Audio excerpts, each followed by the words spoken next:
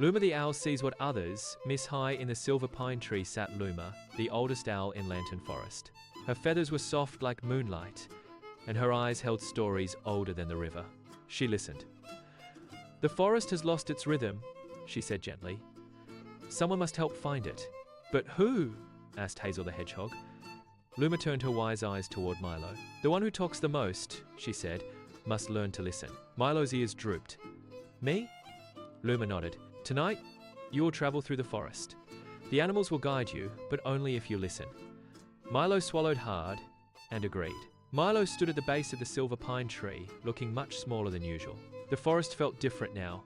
Not scary, just quieter. The leaves barely moved. The fireflies floated more slowly, like they were waiting. Luma leaned forward on her branch. "Remember," she said softly, "you are not searching with your feet tonight." Milo tilted his head. "Then, with what?" "With your ears," Luma replied, "and your heart." She opened her wings, and one pale feather drifted down, landing gently on Milo's nose. "Follow where the forest feels calm," she whispered. And with that, Luma closed her eyes. The path of soft moss. Milo took one careful step forward, then another.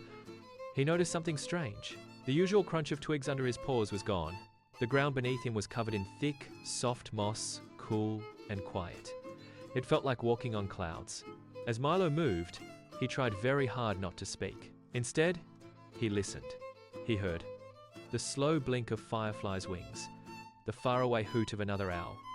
His own tiny breathing. The forest wasn't silent. It was speaking softly. Meeting Theo the Turtle. Soon, the moss path led Milo to the river. Moonlight shimmered on the water like spilled silver. There, resting on a smooth stone, was Theo the Turtle. Theo didn't look up right away. Milo almost said hello but stopped. He waited. The river gurgled. A fish jumped. The night stretched. Finally, Theo opened one gentle eye.